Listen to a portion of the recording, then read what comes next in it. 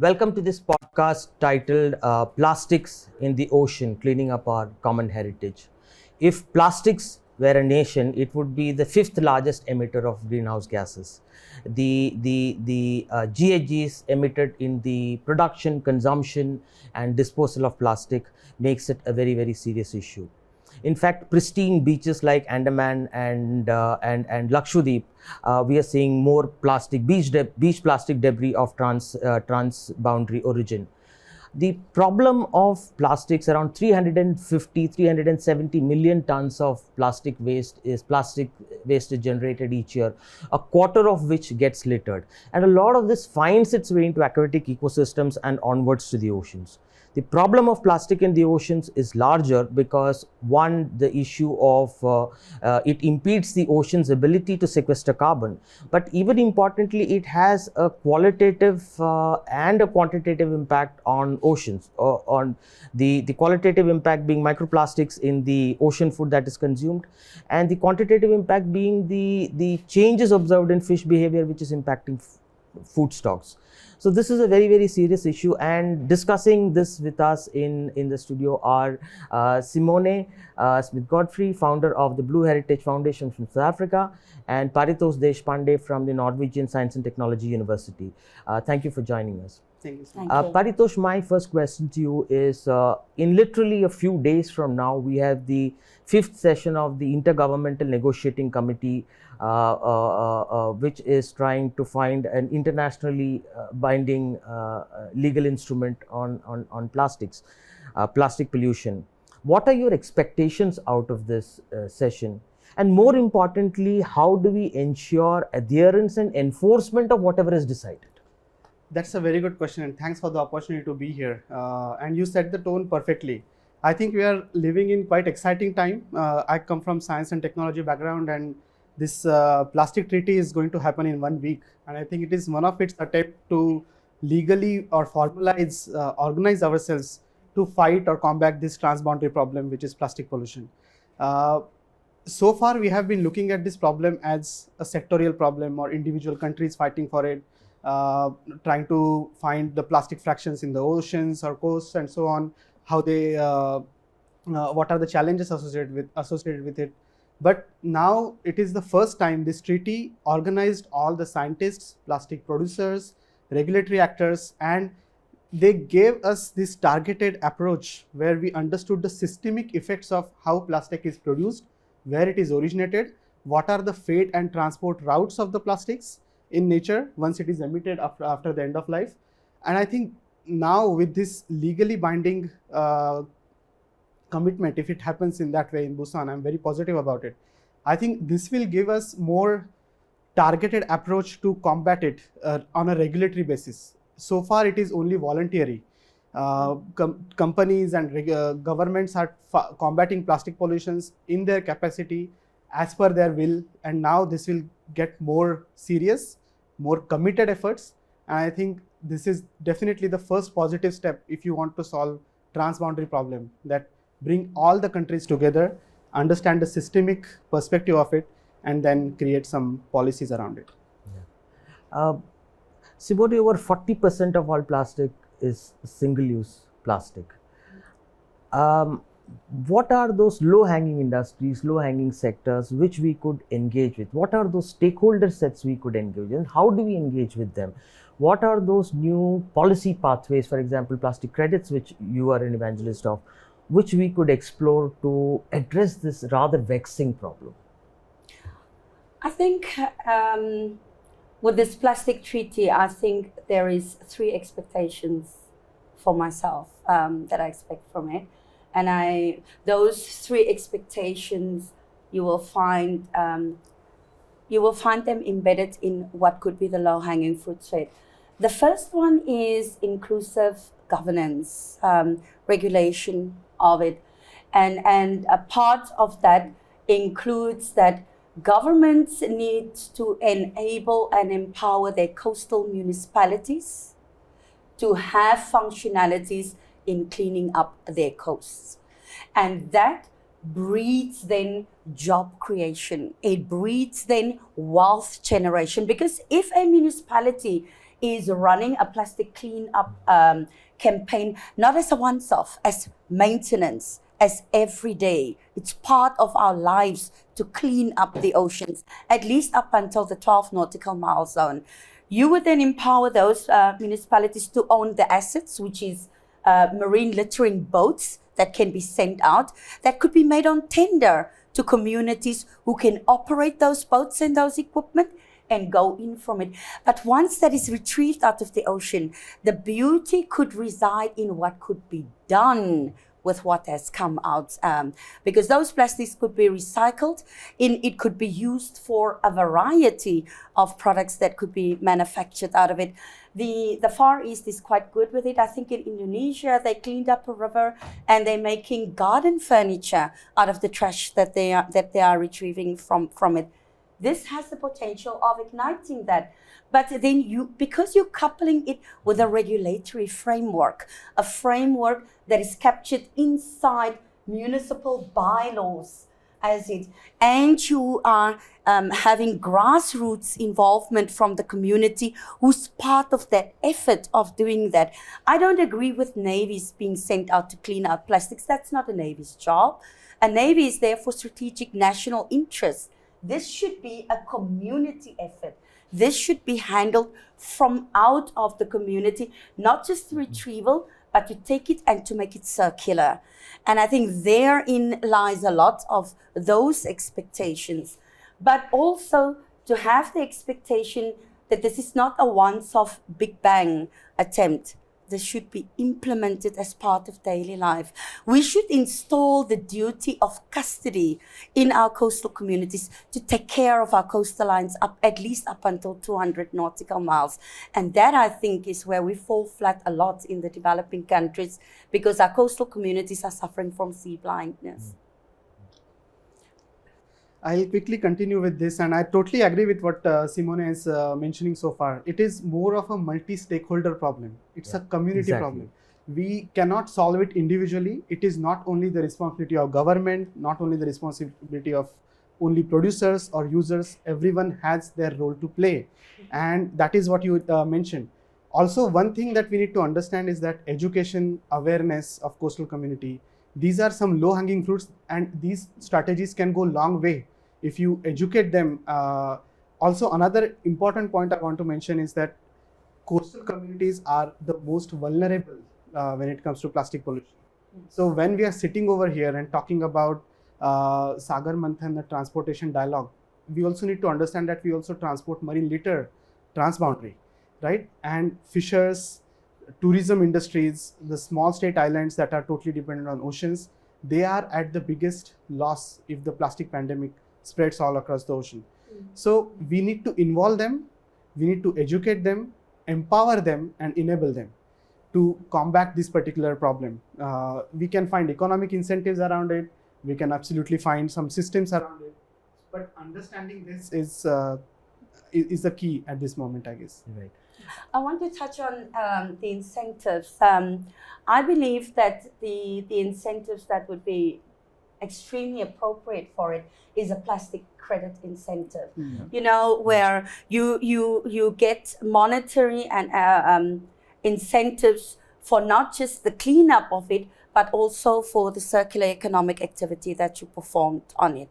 And as communities, that gives then the opportunity to aspire to standards, you know, that could be global, that if what you've retrieved and what you've applied circular economic principles on is adhering to certain standards, you get additional recognition for that. And that triggers even more incentives to it. That could even trigger awards. It could trigger competitive behavior amongst our coastal communities. But easier said than done. It is easier said than done. Nothing in life is very easy, but I believe if you change the shift in the coastal communities from necessity into choice, then you're halfway there. Yeah, But how do we incentivize governments? On the one hand, when we look at the global north versus the global south dialogue, the plastic pollution conversation also situates in many ways within that, whether it's the finance flows to help countries to mitigate the issue of plastic pollution, etc. So therefore, an international agreement in and by itself might actually fall short, right? Yes. But like we've seen in climate, where we're not really seeing the kind of commitments being followed through. I think when we sit with that kind of systemic failures, if the policy is good, but implementation is lacking, my personal opinion is it's because then there's too much abstract involved in it. Yeah. And I always run then to how do we quantify it? Yeah. Let's identify key performance indicators for this. Yeah. Let's look at measures of success for it. Yeah. And let's quantify that and establish a baseline. Yeah. Then that is the model that I've seen that works the best. Yeah. But the moment that you're continuing to work with things in the air, and that's where a lot of our policies are sitting. It's there, it exists, it's beautiful, but implementation. And you would find that they would target, try to establish legacy projects that is not sustainable. It's always of our temporary nature. It's always a big boom about it. Yeah. And you get very, very, you get a spike in results, but you cannot maintain it. And that is because that basic principle of what is the quantification of this? How does quantification of this looks like? Yeah. That I think is where research, business, and society needs to meet each other. And the beauty about the blue economy is the blue economy is all about sustainability, and sustainability is a mathematical concept. Just touching upon what the excellent point Simone just mentioned, sustainable, the solutions are not sustainable. We are not finding economy in circular solutions when we talk about plastic recycling or plastic pollution. And that is a big driver. When we talk about sustainability is people, planet and profit. Unless all the boxes are ticked through your management strategy or solution, it is not going to get implemented or scaled up. It will remain at best pilot scale, and that's the same thing happening with most of the plastic pollution right now. We are talking about collection, we are talking about beach cleanup, which are like mitigating strategies. But what scientific input do we need over there is, if we collect this much, what sort of polymers are there? How many tons, how many quantities of the quantification, how many tons of polyethylene, polypropylene, nylon are we talking about? If you quantify that, the grade of the plastic, how, at what condition they are in, because the mixed waste is very difficult for recyclers to segregate, and they ruin their machines because polyethylene, polypropylene can only get recycled mechanically, whereas polyacetylene and nylon, it is more preferred to have chemical recycling routes. But in the nature, you get everything mixed. And right now, they are spending much of their time to get that waste from where it is generated to their facilities, segregate it, wash it, just to find that, okay, just 20% of this batch is what we can use. And then there is no profit. So if there is no profit, that circular economy model is not going to prosper. It's not going to last. And that is something where we all have to be more aware about and try to fix this gap, where the practical implementation to make the solution sustainable actually. So Paritosh, what could be some of the out-of-the-box solutions we have to mitigate the issue of ocean plastics? I mean, we have seen some success with enzymes being used to degrade plastics, or the use of algae to degrade plastics. And what are some of the out-of-the-box solutions, and what are their commercial viability? Yes, that's a good question and very timely.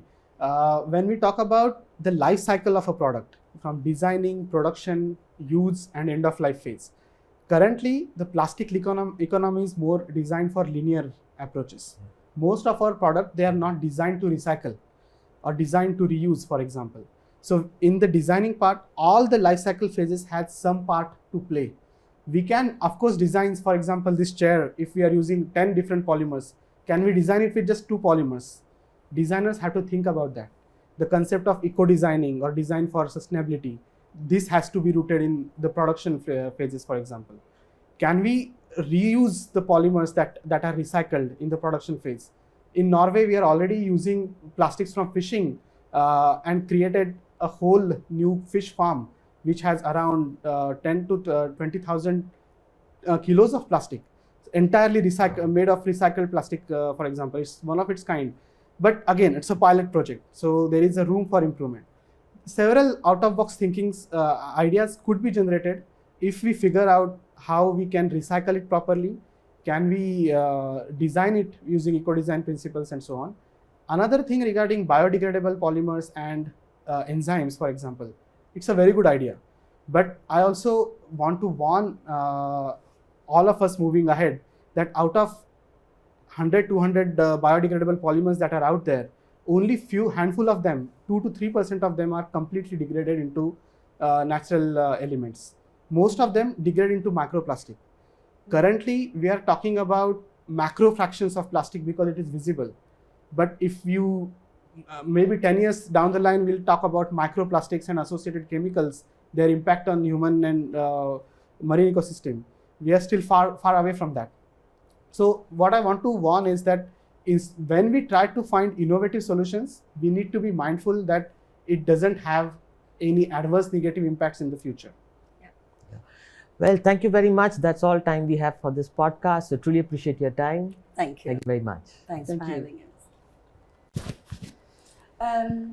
About that, Huh? I have an issue with that. You want 5 more minutes? because we don't have enough peer-reviewed research available that Yeah, okay. And I did not, I guess I also took more time than needed. So you can please continue. I think I could ask one question and that can be integrated into the thing. No? Then I don't have to close it again. Yes.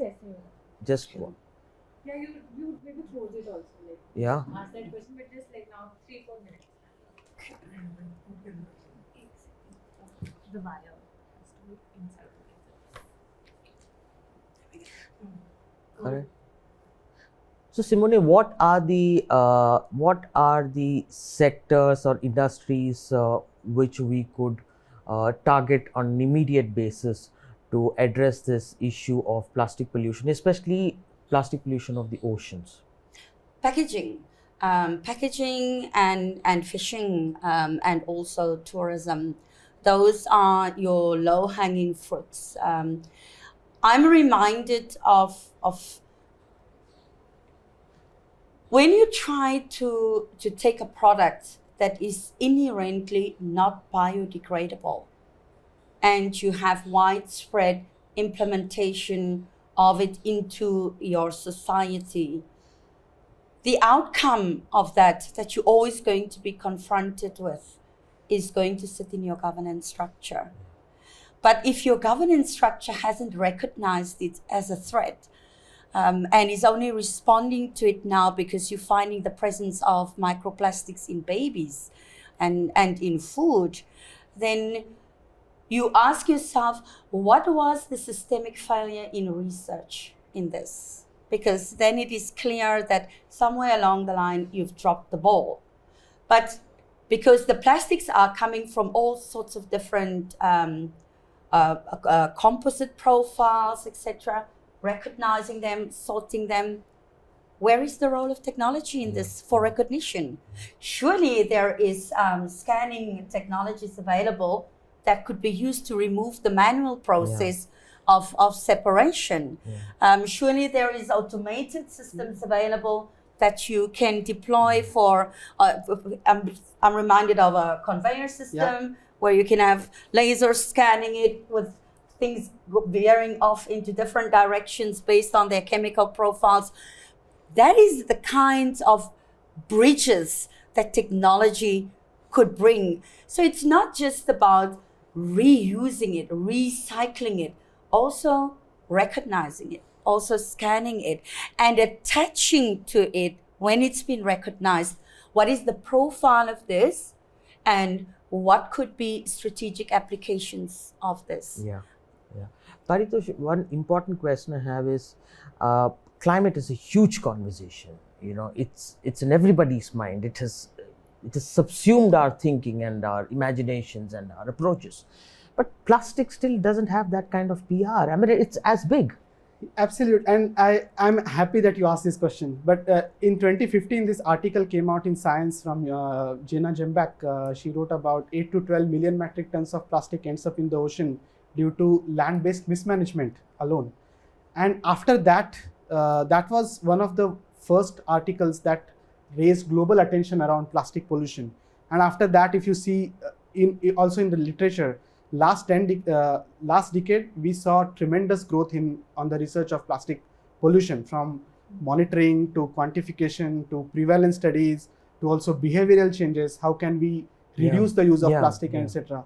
But still, we are still trying to scratch the surface. Yeah. It is one of the biggest challenge, and you also covered this in your introduction.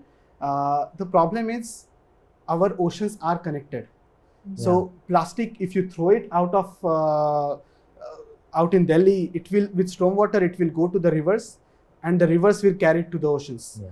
So, and oceans are connected. So it doesn't matter if we are throwing the plastic in Indonesia or India, Norway and Germany also need to be worried about these things. And that is exactly this global treaty is going to do, I hope. Yeah. So, like we are seeing in the Lakshadweep and the Andamans. So thank you very much. That's all time we have for today. Thank you. Thank you. Thanks for Appreciate your having us. time. Thank you, Simone. Thank you, Paritosh.